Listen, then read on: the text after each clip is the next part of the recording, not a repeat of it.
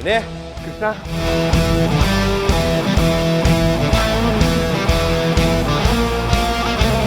ಹೇಗಿದೆಯೋ? ಚೆನ್ನಾಗಿದ್ದೀನಿ ಕಣ.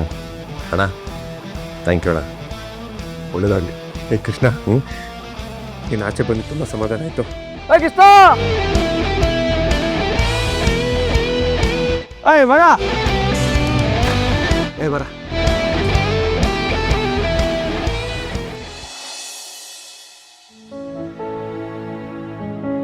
ನಮಸ್ತೆ ಸರ್. ನಮಸ್ಕಾರಮ್ಮ.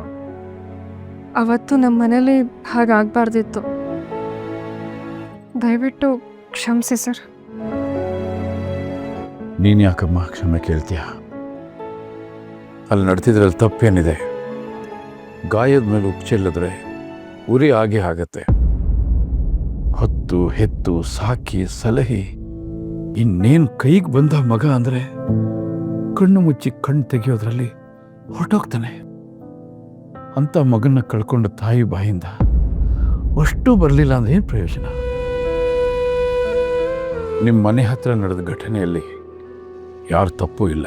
ಸರ್, ನೀವೇನೋ ಸಹಾಯ ಅಂತ ಮುಂದೆ ಬರ್ತೀರ, ಆದರೆ ಅದು ನಮಗೆ ಸಾಲದ ಹೊರೆ ಆಗುತ್ತೆ. ಅಣ್ಣನಿಗೂ ರಾಜೇಶ್ಗೂ ಬೆಲೆ ಕಟ್ಟದಾಗುತ್ತೆ. ಅದನ್ನೇ ನಾವು ಮೊದಲಿಂದನೂ ಹೇಳ್ಕೊಂಡು ಬಂದಿರೋದು. ಅದೊಂದು ಕಡೆ ಆದರೆ ಇನ್ನೊಂದು ಕಡೆ ಮದುವೆ. ಅಣ್ಣನ ಚಿತೆ ಇನ್ನೂ ಆರಿಲ್ಲ.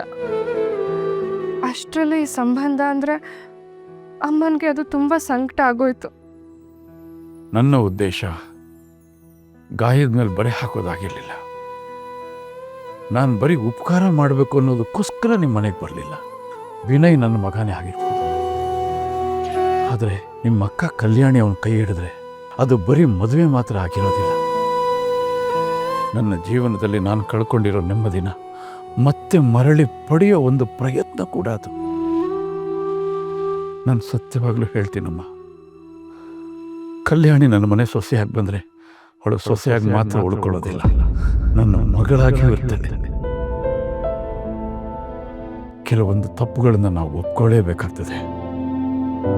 ತುಂಬ ಹಿಂಸೆ ಅನುಭವಿಸ್ತಾ ಇದ್ದೀನಿ. ನನಗೆ ಪಾಪ ಪ್ರಜ್ಞೆ ಕಾಡ್ತಾ ಇದೆ.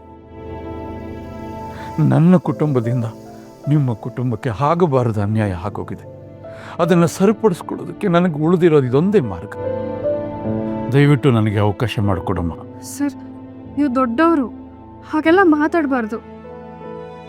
ನಿಮ್ಮ ಉದ್ದೇಶ ನನಗೆ ಅರ್ಥ ಆಗುತ್ತೆ, ಆದರೆ ಸಂಬಂಧಗಳು ಹಸುವಿಗೆ ತಿನ್ನೋ ಆಹಾರ ಆಗಬಾರ್ದಲ್ವಾ?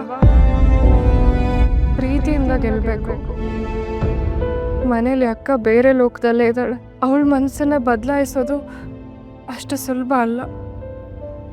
ಅದಕ್ಕೆ ನಾನು ನಿನ್ನ ಸಹಾಯ ಕೇಳ್ತಾ ಇರೋದು. ಕಾಲ ಎಲ್ಲದಕ್ಕೂ ಮದ್ದು ಕೊಡುತ್ತೆ. ನಿಮ್ಮ ಅಕ್ಕ ಕಲ್ಯಾಣಿ ನಮ್ಮ ಮನೆಯಲ್ಲಿ ಸುಖವಾಗಿ ನೆಮ್ಮದಿಯಾಗಿ ಸಂತೋಷವಾಗಿರ್ತಾಳೆ.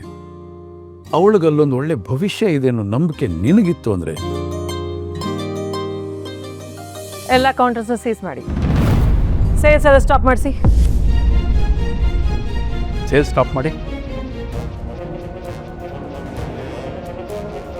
ಎಕ್ಸ್ಕ್ಯೂಸ್ ಮೀ, ಯಾರು ತಾವು? ಮಿಸ್ಟರ್ ಸೂರ್ಯಪ್ರಕಾಶ್, ನಿಮ್ಮ ಆಡಿಟ್ ರಿಪೋರ್ಟ್ ಸಬ್ಮಿಟ್ ಪ್ರಕಾರ ಸಾಕಷ್ಟು ತಪ್ಪುಗಳಾಗಿದ್ದಾವೆ. ನಾವು ಬಂದಿರೋ ಮಾಹಿತಿ ಪ್ರಕಾರ ಕೋಟಿಗಟ್ಟಲೆ ವ್ಯವಹಾರನ ಹೈಡ್ ಮಾಡಿದ್ದೀರಾ. ಈಗಿನ ಲೆಕ್ಕದ ಪ್ರಕಾರ ನೀವು ಅಂದಾಜು 8 ಕೋಟಿ ಹಣನ ನೀವು ಫೈನ್ ಕಟ್ಟಬೇಕು. ಇಲ್ದಿದ್ರೆ ಈಗಲೇ ನಾವು ಸೀಸ್ ಪ್ರಕ್ರಿಯೆನ ಸ್ಟಾರ್ಟ್ ಮಾಡ್ತೀವಿ. ನಮ್ಮಲ್ಲಿ ಆ ರೀತಿಯಲ್ಲಿ ಆಗೋಕ್ಕೆ ಸಾಧ್ಯನೇ ಇಲ್ಲ. ನಾವು ಪ್ರತಿ ವರ್ಷ ಕರೆಕ್ಟಾಗಿ ಫೈಲ್ ಮಾಡ್ತಾನೆ ಇರ್ತೀವಿ. ಏನಾದರೂ ಕೇಳೋಣ ಅಂದರೆ ನಮ್ಮ ಆಡಿಟ್ರು ಬೇರೆ ಊರಲ್ಲಿಲ್ಲ. ನಮಗೊಂದು 2 ದಿನ ಸಮಯ ಕೊಡ್ತೀರಾ? ಸಾರಿ, ನಮ್ಮ ಹತ್ರ ಟೈಮ್ ಇಲ್ಲ.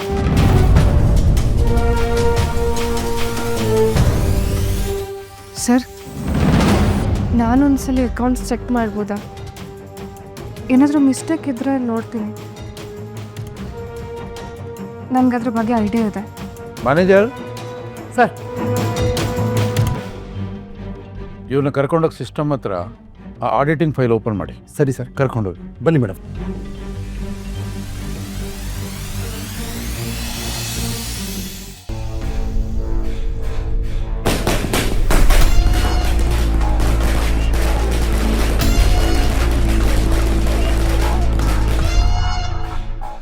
ಕೃಷ್ಣ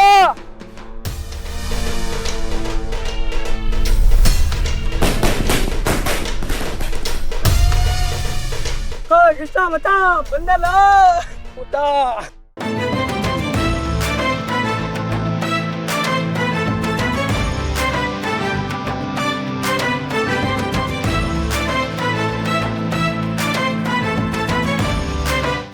ಏಯ್ ಏಯ್ ಏಯ್ ಕೃಷ್ಣ ಕೃಷ್ಣ ಕೃಷ್ಣ ಕೃಷ್ಣ ಕೃಷ್ಣ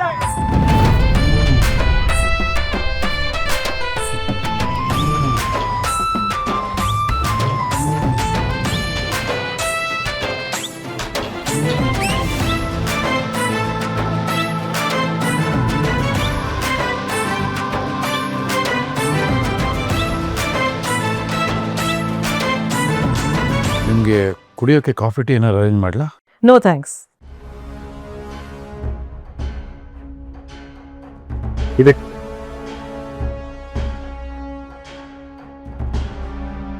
ಆವಾಗಲೇ ಕೇಳಿದ ಫೈಲ್ ಒಂದು ಕೊಟ್ಬಿಡಿ.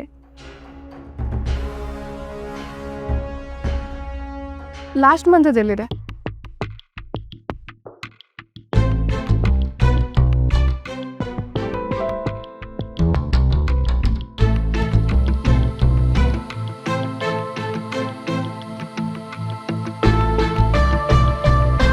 ಎಲ್ಲ ಕರೆಕ್ಟಾಗೇ ಇದೆ.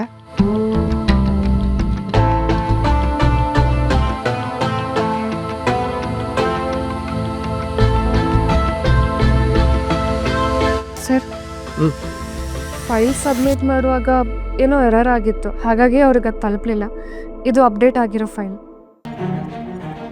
ನಾನು ಹೇಳಿಲ್ಲ ಮೇಡಮ್, ನಮ್ಮಲ್ಲಂಥ ಅಪರಾಧಗಳಾಗೋದಿಲ್ಲ ಅಂತ ಹೇಳಿ. ತಗೊಳ್ಳಿ.